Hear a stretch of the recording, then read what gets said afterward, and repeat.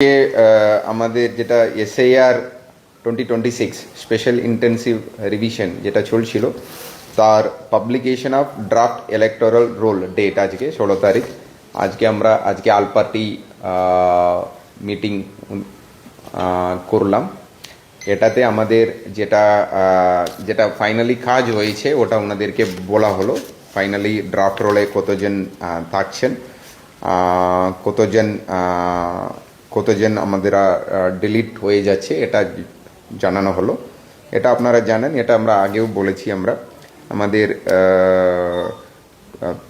23,27,000 ভোটারদের মধ্যে আমাদের এখন ড্রাফট রোলে আছে অ্যাপ্রক্সিমেটলি 20,20,000 ভোটাররা থাকছেন।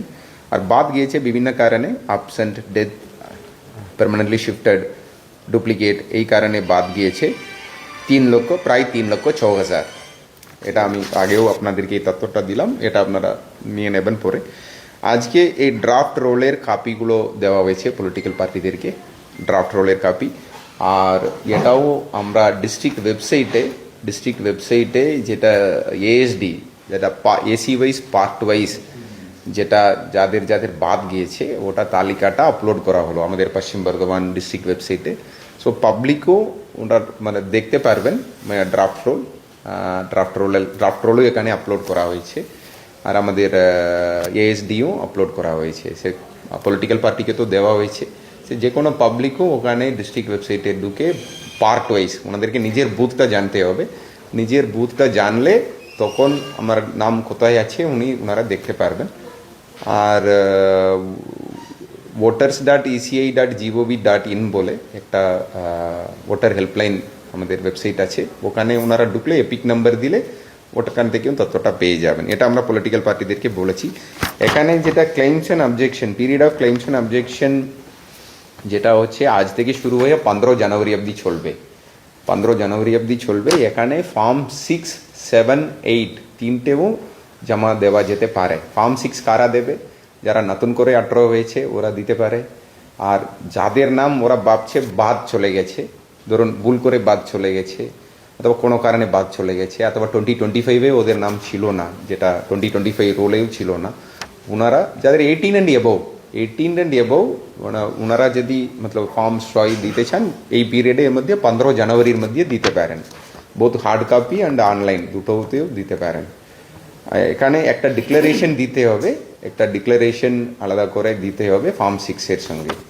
আর ফর্ম 7 কারো নাম যদি বলে এখন মাঝখানে শিফটিং হয়ে গেছে, অ্যাবসেন্ট হয়ে গেছে, অথবা এটা ভুল করে ঢুকে গেছে, এরকম কেউ কমপ্লেন করতে চাইলে ওটা ফর্ম 7 দিতে পারে। আর ফর্ম 8 কোনো সংশোধন যদি করতে হয় অথবা কোনো শিফটিং করতে হয় এটা দিতে পারেন। সো এগুলো এই 15 তারিখ অবধি দিতে পারেন এটা। আর আমাদের এই হিয়ারিং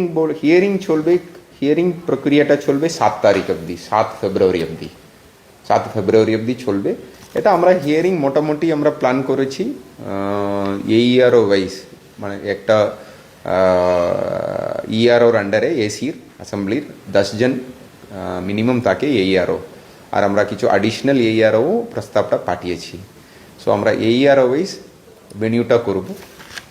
ওটা হিয়ারিং ভেনিউ যেখানে শুনানি হবে, ওটা নিয়ে পরে আমরা ডিটেল পলিটিক্যাল পার্টি সবাইকে জানিয়ে দেব।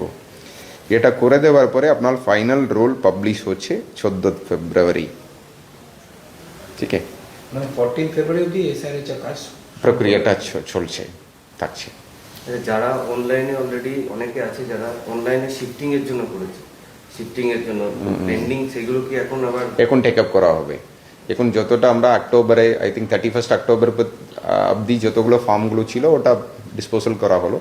তার বাইরে যতগুলো পেন্ডিং থাকবে সবগুলো এই পিরিয়ডে ওরা টেক আপ করে ডিসপোজালটা করবে। আর নতুন করে যতটা আসছে 15 তারিখ অবধি, 15 জানুয়ারি অবধি ওটা তো ডিসপোজাল করবে। আপনি ডিক্লারেশনের কথা বললেন, ডিক্লারেশন কি দিতে হবে? না, ওটা আমরা কপিটা দিয়ে দেবো আপনাদেরকে, আপনারা দেখিয়ে দিতে পারেন। ঠিক আছে, আরেকবার যদি স্পেসিফিক্যালি বলেন যে কত নাম বাদ গেলে জেলায়, এটা আমরা রিপোর্ট দিয়ে দেবো। আমি তো বললাম তথ্যগুলো শুরুতে বললাম, এটা আপনারা তাদের প্রত্যেকে কি হিয়ারিং এ ডাক পাবে? হিয়ারিং নিয়ে আমি এখন আপনাদেরকেও বললাম, আমি ডিটেল পলিটিক্যাল পার্টি মিটিং করেও জানা